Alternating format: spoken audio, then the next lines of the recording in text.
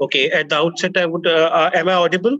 Yeah, I hope so. Like at the outset, I would like to thank the Endocrine Society of India for inviting me to present this talk, and it will be a wonderful discussion. I hope so.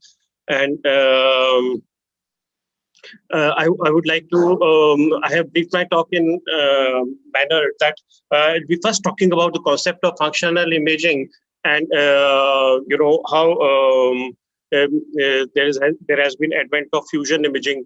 And then we'll be going on to thyroid imaging in nuclear medicine, especially technetium per technetate, iodine 131 scans, and followed by radioiodine therapy, basics of radioiodine therapy, and the use in thyrotoxicosis and thyroid cancers.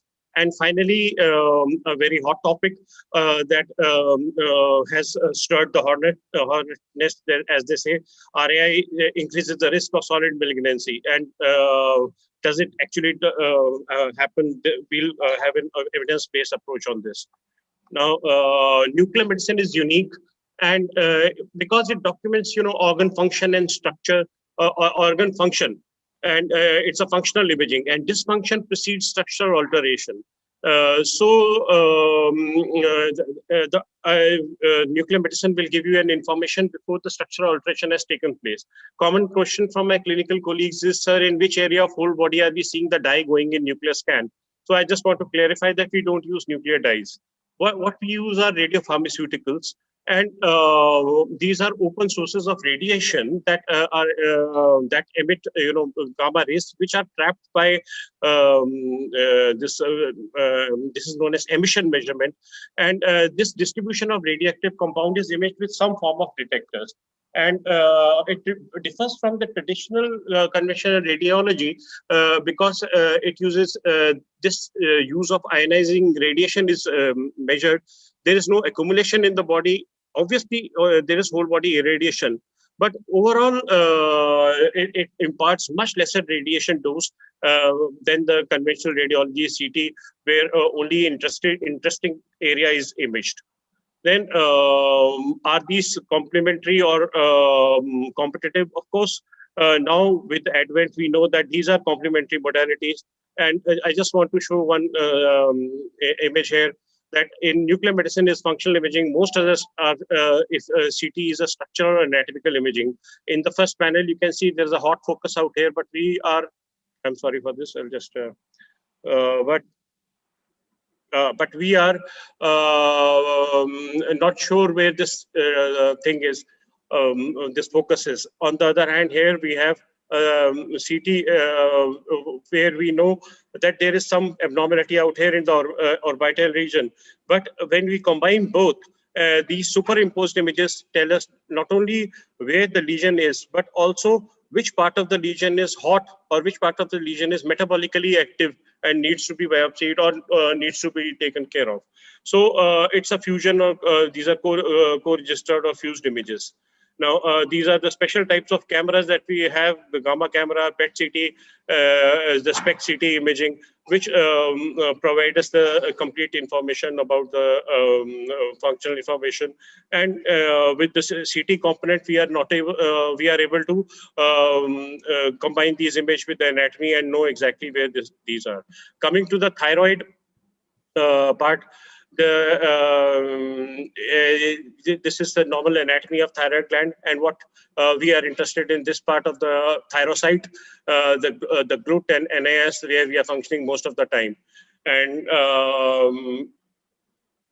so nuclear isotopes in thyroidology include diagnosis, in vivo imaging, both pre-operative and post-operative scans, and then in vitro hormone assays, which I will not be touching upon, and something about therapeutic role, which I would be telling.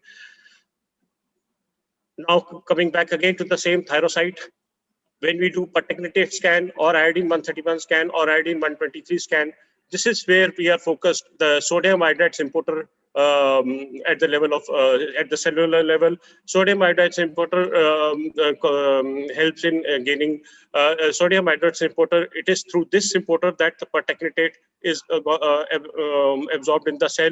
Similarly, iodine 131 is taken up in the cell, or iodine 123 is taken up in the cell. The difference between the two being that this is just the iodine 131 and 123 undergoes organification, while pertechnetate only undergoes trapping. And when we talk of FDG PET imaging, the FDG is taken up by the growth receptors. So pertechnetate is a simple scan, and it is ideal for this all age groups, and it is trapped by thyrocyte and is not further organified. It is ideal for assessing the biodistribution of a tracer for direct comparison of anatomical information from sonography to yield functional information of the nodules. And it's something like a short and sweet thyroid scan. On the other hand, if we look at iodine 133, iodine 131 and iodine 123 scans, iodine 123 is always a preferred scan when we are talking from the diagnostic point of view, because it will give an information both on trapping as well as organification, unlike technetium scan that will give an information only on the trapping. And secondly, the iodine 123 imparts lesser radiation dose because it has only got a gamma component, gamma energy, which is 159 keV, while iodine 131 has both beta and gamma. And the basic principle is that beta of the iodine 131 is used for therapy or therapeutics, and gamma is used for diagnostic part. And so iodine 131, it can be used both for therapy as well as for diagnosis, but it imparts higher radiation dose. It's less suitable for infantile age group and smaller children. And obviously, the energy is 364 keV, which from the physics point of view is not so good. Anywhere between, when we talk of gamma cameras, energy between 100 and 200 keV is the best from the physics point of view and imaging point of view. That is why iodine 131 images are always more dirty or more, as compared to technetium scan images, which show much better structural definition as well. So, and another thing, iodine 131 causes stunning, which is a real phenomenon. If you give even 1 millicurie or 3 millicurie scans, later on, when we give higher dose, if there is a gap of say 1 week or 10 days, it does not permit iodine to go inside the gland and causes what is known as stunning phenomenon. And iodine 123 on the other hand is not easily available. It is cyclotron produced and is expensive. So in our country right now, we are only doing iodine 131 scans as a prior to therapies. And coming to the indications, when we are talking of, if you look at ATA, when TSH is suppressed, you have to do a functional imaging, functional scan, and with availability of technetium or iodine 131 scan, we are doing this here. And in such a scenario, for thyrotoxicosis, we have to differentiate a patient with hyperthyroidism with a suppressed TSH. A differentiation between Graves and thyroiditis is essential, for which we do these technetium thyroid scans. And then agenesis of thyroid cancer follow-up, and retrosternal goiter. And all these, it will help. I will just show you with some examples as well. This is what a normal thyroid scan looks like. You can see there is uniform uptake in the butterfly-shaped gland, and homogeneous uptake in both the lobes of thyroid. The background uptake is normal. The salivary gland uptake is there, and this is the pharyngeal uptake. This is a normal scan. On the other hand, here we have a scan in which there is a cold nodule out here on the right side, and then there is here there is a focus of only seen on the left side. So this has to be in the pertinent history has to be seen, where what we are seeing there and this is another cold nodule here, a huge palpable nodule that was cold. These 10 to 20% of these can be malignant and would require a USG guided FNA.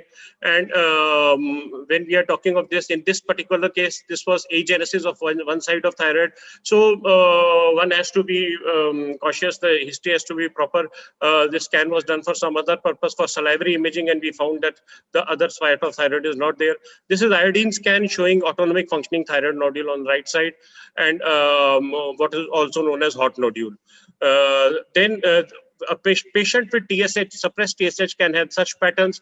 There can be a Graves' disease-like pattern where there is diffuse tracer uptake in both the lobes of thyroid. It can have a multinodular goiter, MNG-like pattern where some nodules are hot and some nodules are cold. Typical multinodular goiter-like pattern. It can have an autonomic functioning thyroid nodule-like pattern. As you can see, the right lobe nodule is hot, rest of the thyroid gland is suppressed. Or it can have a thyroiditis-like pattern where you do not see uptake at all. And that is why nuclear scan is helpful in differentiating these conditions in patients with suppressed TSH. Now, coming to this, if you look at the scans, this is another typical multinodular goiter-like pattern with hot and cold nodules. And we do iodine 131 scan. You can see that at each point of time, when you try to differentiate between the technetium scan and iodine scan, there is always a technetium scan, despite having increased uptake in thyroid, you will be able to differentiate. You will be able to see salivary gland activity, some background activity, some outline. But in iodine 131 scan, which has higher gamma energy and it is not so suitable for imaging, you will see that we have to use lot of, it's not that we are not using markers for technetium scan, but here you can see only markers define where the thyroid gland is. So we have a chain marker here, we have a suprasternal notch marker here, and in between, this is the area we are dealing with. This is the multinodular goiter. And iodine 131 uptake is quite high, of 24-hour uptake, and the person is amenable for radioiodine therapy. Now, this is how we are using the probes. From the probe, we are calculating the uptakes, and this is another Graves' disease, and you can again see this is typical technetium scan showing Graves' disease pattern, and but you can still delineate some other outside structures and know where this is exactly. This is radioiodine scan showing Graves' higher uptake, 24-hour uptake of 53%. Then another one. Okay, here these are two different patients of hyperthyroidism, rather Graves' disease, and we have to understand that when earlier uptake is much higher than 24-hour uptake, these are high turnover glands. Since the residence time of radioiodine is much lesser in these, they may require a higher radioiodine dose for complete ablation. This information is vital during the scan. Another multinodular goiter. Some areas are hot, some areas are cold. Which are the areas which have to be biopsied? We can have direct correlation with USG and see which hypochondriac areas are showing lesser uptake areas. These are the areas which need to be biopsied. Of course, an excellent presentation by previous speaker, how they are using elastography, and this will give functional information. Another multinodular goiter, hot nodule out here, lesser uptake here. And this is autonomic functioning thyroid nodule on right side. Here, to begin with, they had raised T4, suppressed TSH, and once we have treated in this one normal T4 and suppressed TSH, a repeat radioiodine scan shows there is complete halo or complete necrosis out here, and this the necrotic area or lesser uptake area is because of the successful ablation. Of course, the TSH takes time to rise, and we should be patient with this fact. Then this is another right-sided autonomic functioning thyroid nodule, and in these we always correlate with USG that the other gland is there, all other things are there, which implies that this nodule is suppressing rest of the gland. So once we have treated this and a repeat radioiodine scan, we don't do a repeat radioiodine scan in all of these patients. These have been somewhat inadvertently been ordered because TSH was suppressed. So we don't need to repeat these scans if FT4 has normalized. Our main aim is to normalize FT4, FT3, and then wait for the TSH to rise. It may take months and even years. Subclinical hyperthyroidism persists. So now that the scan has been done, I can show you that once that AFTL has been ablated, the rest of the lobes come up, and there is uptake in other lobes. other areas. So this itself is a functional information that we are on the right track, and we hope to see better results. Then thyroid scan can be very vital. This is bilateral thyroid lobes, and there is a huge retrosternal extension compressing upon the structures, airways. And another very important, this is a technetium thyroid, this is iodine 131 scan that has been done. Iodine 131 scan that has been done in patient of CA, but this patient was lactating, and you can see bilateral breast uptake. So you have to be very careful about that. Even after weaning, we have to wait for some time because breast tissues are hypermetabolic at that time, and they can take up iodine. And in cases of even therapy, they can impart a lot of radiation dose to the breast, which we should avoid, and we should give time for some involution to take place. Then this is another Graves' disease. We can have asymmetric Graves' disease, which is not uncommon in clinical practice and nuclear medicine practice. We can see this is another one showing uptake in maybe there in more than a. But this pattern is typical of Graves' disease from the technetium scan point of view. Another important thing is we always tell the patient to drink a lot of water because we do not want to mistake the uptake of this as a pyramidal lobe. And you can clearly see this is esophageal activity on technetium thyroid scan. Sometimes the lower part may not be seen, but we tell the patients to drink water and then image them. This is technetium scan, and we are seeing that there is esophageal activity from the swallowed saliva. Then this is typical thyroiditis-like pattern in a patient with suppressed TSH. I call this technetium trap. This patient was referred, TSH was much higher, and there was history of intake of neomercazole as well. So it becomes very difficult to just the patient was basically referred for ablation, but had a history of sibling with similar disorder, and there was hearing loss. These were the family of Pendred syndrome, and we went and we did what is known as perchlorate discharge test, and you can see that perchlorate discharge test showed 59.5% discharge at 2 hours, which implies there was an organification defect. So we have to be very careful. Pertinent history and all things have to be done. Obviously, our endocrinologists are the expert, and they will not refer such patients. But nevertheless, if, once a while, if we get referrals from multiple sources, we have to be very careful on this. Then this is typical MNG-like pattern, as I have shown earlier. And these tumors represent persistent growth of progeny in one cell. Normally, thyroid cell divide in once in 8.5 years. And another MNG, now this one is iodine 123 scan in Graves' disease. I just shown it for purpose of completion. We don't do iodine 131 scans. And this is typical toxic MNG, which are showing hot and cold areas. And this is after the surgical removal of the same. And another aspect is when a simple X-ray will show that the airway is deviated to this side. There is a soft tissue out here. This soft tissue is nothing but the retrosternal extension. And we have to, this is a patient who has presented with dysphagia, and we have to be very careful about this. This way he will need surgical intervention. And this is what I was talking about, which echoic nodule should be biopsied. Of course, we know this third nodule, this is one has to be biopsied. All three are hypoechoic, but this is having uptake area, and this was also having uptake in the upper superior aspects. But this one is not having uptake of the tracer, and this is the one that needs to be biopsied. So there is direct correlation of MNG when we are doing technetium scan. Otherwise, multinodal goiter are clinically palpable. You would need technetium scan or a functional nuclear scan only to assess which nodule you want to biopsy. Then it is not uncommon indication ectopic thyroid evaluation in patients with congenital hypothyroidism, and many times we find ectopic or ectopic tissues in them where a normal thyroid is not visible. And this is another ectopic as well as lingual thyroid you can see in this patient. Now coming to radioisotope therapy, first radioisotope therapy was given way back by Hertz and Robert, and they published their case in patients of Graves' disease.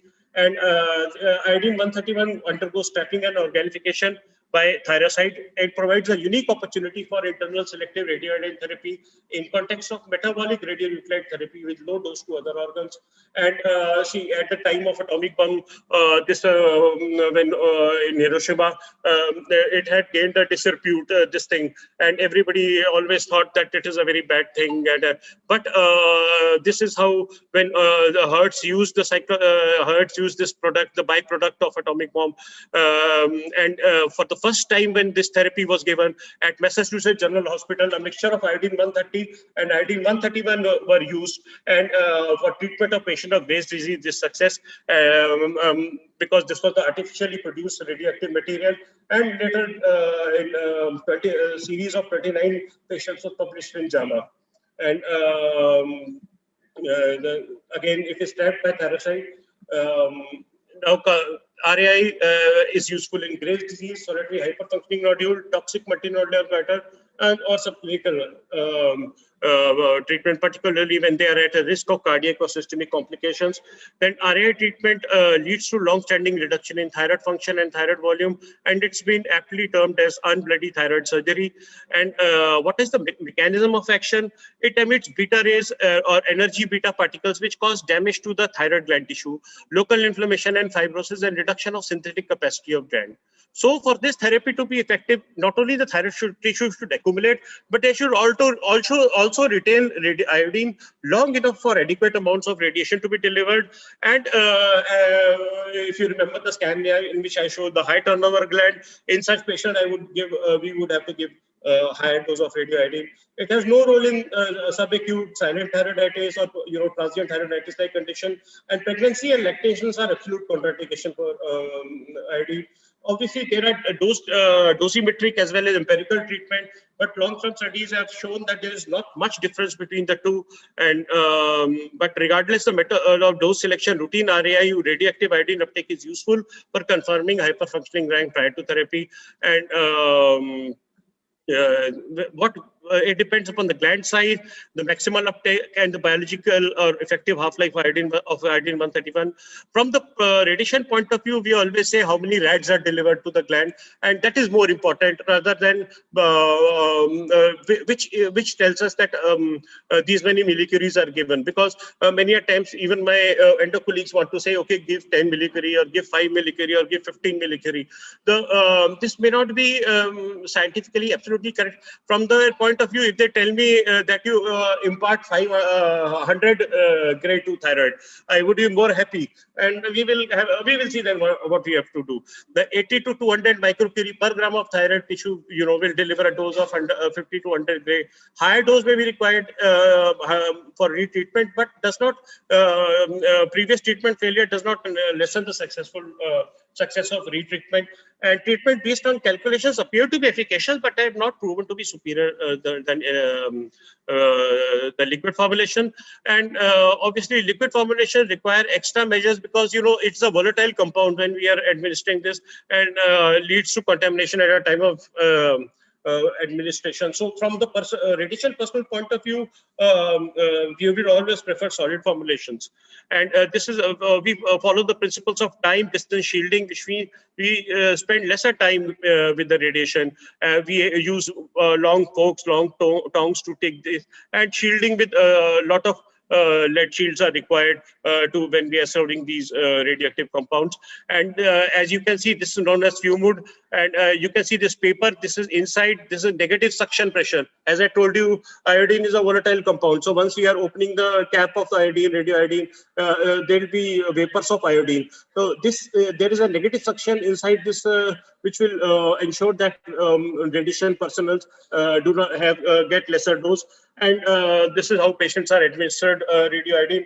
And then they are monitored with portable ionization chamber based radiation submeter. If they harbor more radiation than has been prescribed as a limit by Atomic Energy Regulatory Board, they have to be admitted in the ward. Especially this holds true for the CA thyroid patients. On the other hand, less than 30 millicurie dose if we are giving of radioiodine, most of these patients will only, all of these patients rather will eventually, it is an OPD kind of a treatment. And but with adequate precautions. And the radiation monitoring is done for the personnel, so they don't carry back radioiodine or any other radiations which can cause harm to them. And their radioiodine therapy is unique since it requires attention to radiation safety procedures necessitating hospitalization and isolation of patients in the ward. Then patients are discharged when 30 millicurie or 555 megabecquerel limit is ensured, and this is how they are monitored. We ensure that this is a patient of CA thyroid, may not be taken in from the thyroid toxicology point of view. Most of the patient, all of the patients of thyroid toxicology rather receive less than 30 millicurie dose, and it's done on OPD basis. This is a CA thyroid patient.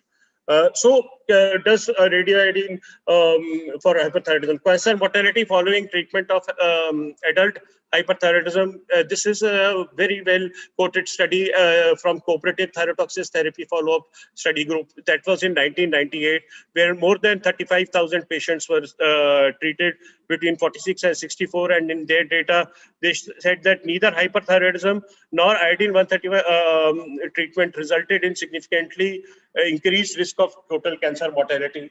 While there was elevated risk of thyroid cancer mortality following iodine 131 treatment in absolute terms, except terms of death was small, and underlying thyroid disease appears to play a role. Overall, iodine 131 appears to be safe for hyperthyroidism. As an extension of this thyrotoxicosis group came the article by the Kitahara group and by JAMA, and this is what stirred the hornet's nest, as we can say, and it led to these were Graves' disease patients who had received 100 milligray of iodine to stomach, and average administered dose of 253 at the average administered dose of 253 megabecquerel, and at 100 milligray to breast tissue, and this. On the contrary, in 2020, there is another study that has come up which said that iodine does not cause any problem. And I'll just, and to rebuttal the Kitahara study in clinical nuclear medicine, they said, they clearly told that how the fallacy of Kitahara study was there in JAMA. And in contrast to anti-thyroid drugs, treatment is, in contrast to the iodine 131, anti-thyroid drug treatment is strongly associated with excess cancer that in TTFUS study. This Kitahara study was extension of the TTFUS, and and it had article's sole focus was on hypothetical and very doubtful I-131 associated cancer risk, which obviously is a bias. And comparing the JAMA paper, the Kitahara study, which included 18,000, more than 18,000 patients to February 2020, where there were more than 16,000 patients. You can just see in the study which said the authors concluded that for every 1,000 patients treated with RAI at the age of 50, an estimated life excess risk of 18 to 31 solid cancer would occur, including 4 to 6 breast cancer, mostly occurring within 24 years of iodine. This led to a lot of disturbance on the net, and patients were refusing to take radioiodine in US and elsewhere. And even now, patients come up, those who Google, they come up with such facts with us. Now, coming to this February 2020 study, they thought there was no association between radioiodine treatment and increased risk of overall cancer. And in analysis of specific cancer, only in univariate analysis, they found that NHL was at risk. So, this was now Kitahara did not stop there. Again, there's another study with which has come in July 2020, where 31,360. More than 31,000 patients that have been seen, and there's a modest positive association observed between the total administered activity and solid cancer mortality, providing further evidence in support of dose-dependent association. So, coming to radioiodine treatment of thyroid cancers, it's a combined effort of the nuclear medicine physicians, the surgeons, endo physicians, and thyroid cancer patients, and the ATA, latest ATA gave rise to a lot of problems, because it said that not to give iodine in, it was rather against giving radioiodine in many of the patients, even with proven lymph node metastasis. So there was a combined, to address these differences in opinion, there was combined ATA, European Association, Society, SNMI, USA, and European Thyroid Association leadership. All the experts got together and came out with what are known as Martinique principles. I'm not going into details of these Martinique principles, but this is a welcome step, because they have been first of all able to define that, okay, this is what we call as ablative therapy, what will we call as adjuvant therapy, and iodine 131 refractory criteria will be redefined over the period of time, and they will keep changing. So just to tell you about what we have to, and just to tell you about the remnant ablation, we are mostly doing with 50 millicuries. Adjuvant therapy is when we are giving higher dose of 150 to 200 millicurie, presuming that there are micrometastasis that will be tackled, or when we know many of the patients, especially in our center at RMC, there is a referral bias. When we know the patients are presented with metastatic disease to skull or to bony mets, so where we are targeting radioiodine therapies and giving them palliative radiation. But we have to follow these guidelines, but we have to develop our own protocols. So we have every institution with their people should develop their own protocols. That's where earlier we used to do 100 microcurie, this slightly older side. Now we are doing 1 millicurie scans for iodine 131 in all patients, and accordingly treating them. These scans are done after the surgery has been done, and patient's TSH is more than 30, and we have to take care of the iodine interference. We have to ensure that patient has iodine restricted diet, so that iodine goes into these areas. And when the use of, and obviously intraoperative findings are a must for us. We have to whether there was a complete resection of the surgical resection, we need to know this information. And while assessing the risk, these are the slides from my friend Dr. Tesh Agrawal, and this is how they do beautifully. They tell us that this is how they are taking the surgical specimen, what kind of surgery that has been done. And we are following the TLM AGCC latest classification. Anywhere you can go and read this. And earlier stages disease, for early stages disease, it is not recommended, and for radioiodine therapy. However, for stage 2 and higher disease, it may be recommended. And, but there may be selected patients in earlier stage disease in whom there is aggressive pathology, extrathyroidal extension, vascular mets. In such patients, we have to be very careful. We have to give the dose. I'm just showing this as a schematic presentation of extrathyroidal extension T4A and T4B. We need to know this pattern before going on for radioiodine therapy. We know that how much patient will benefit. Sometimes more than one radioiodine dose may be required. And obviously TNM is best because it separates a group with distinctly different survival curves. And we want to know, we do preoperative radioiodine scans, and now it is again being recommended in the West to stop doing it. It is basically to determine the residual tissue, to determine metastatic disease, and to know for suitability of radioiodine, because we don't want it to be washed out through the renal system if there is some iodine interference, which is not uncommon in our clinical practice. And this is what a 100 microcurie scan showing residual tissue in the thyroid bed. And after this is just for the historical reason I'm showing you.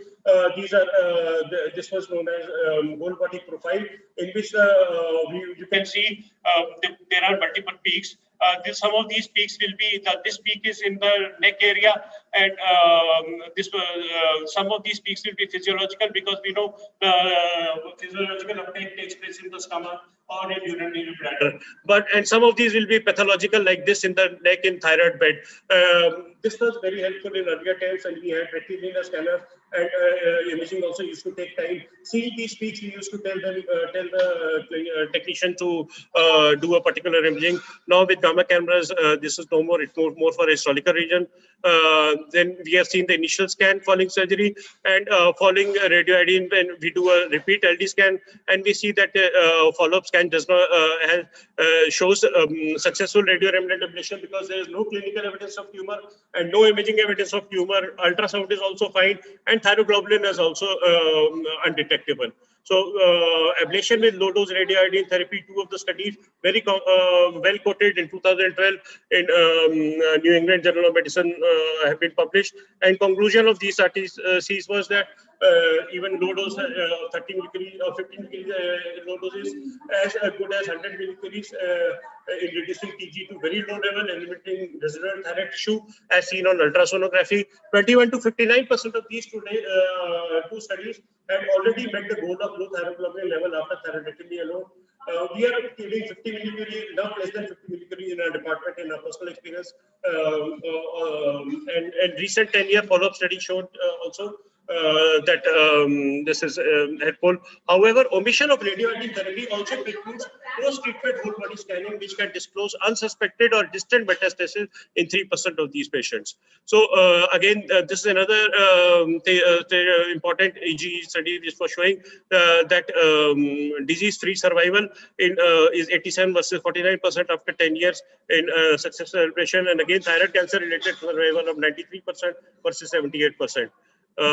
Then this is very well quoted Bazafri's 40-year data, which showed whether you are giving only no medical therapy has been given, thyroid hormone has been given, and if iodine 131 remnant ablation has been done, you can see that there is a clear-cut difference in cumulative death.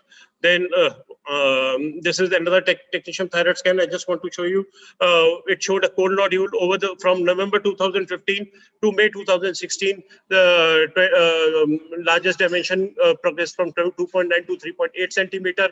TSH was suppressed, and thyroid scan showed a cold area here. This is not in routine that we are doing, but in such cases, when we do PET scan, you can see a focus here. Clearly delineating with a SU max of more than 26, and this turned out to be papillary carcinoma of thyroid. Ultrasound showed Pinard 4C, underwent total thyroidectomy, and this is 100 microcurie scan showing multifocality in thyroid bed, and patient was treated with radioiodine.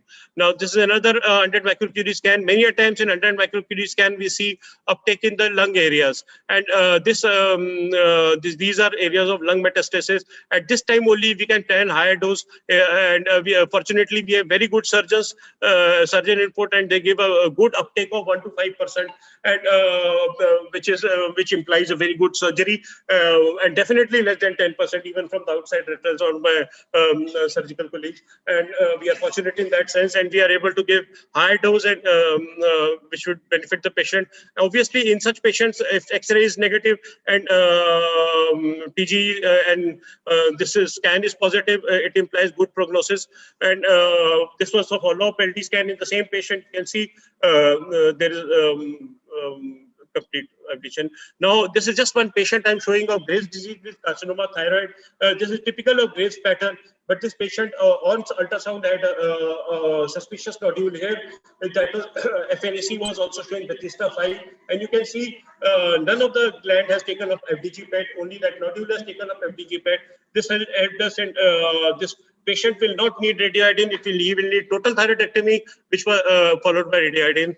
Another important aspect is sometimes we have lesser surgery, incomplete kind of a surgery, where or uptake is very high, 19.52%. In such patients, either the surgery has to be repeated or we may have to give more than one dose. We always correlate this with the ultrasonographic features, and here we treat it with a lower dose, and later on in repeat scan, many a times in iodine scans, we have some focal activity, mild activity in the thyroid bed. I have seen some outside, patient being treated multiple times. This may not be required. We have to see simulated TG was less than 10, uptake was 0.07%. At the same time, sonography was not showing any uptake area. Such patients we are not actively treating. It is not necessary. Then another aspect that I want to show here is that even if iodine scan diagram is showing these areas. You can see multiple nodal areas on the right side. Cumulative TG is not here raised. But these are typical of those nodes which are corroborated on ultrasonographic findings. And these nodal disease is a surgical disease. We can try and treat with radioiodine. If it goes away, well and good. But most of the times, if the nodes are more than a centimeter, then we should go ahead and request the surgeon to do another nodal resection. This is another patient who had presented with a brain metastasis and turned out to be metastasis from CA thyroid. She had multiple extensive metastatic areas in throughout the body, but her PET scan was negative. This is important aspect. With extensive metastatic disease, we are always doing PET scan for prognostic purpose. And with multiple iodine 131, she recovered well. Then there is another patient. Sir, one gentle reminder for time. Yeah, I am just going. I'm just I'll just show the importance of it. Give me just 2 or 3 minutes. I will just wind up. So yeah. So this is multiple metastatic areas and on iodine scan, and serial PET scans are also showing uptake. So this patient did not recover quite well with iodine 131, and they remain iodine refractory. Nevertheless, iodine 131 gives a lot of palliative radiation, I will just go on to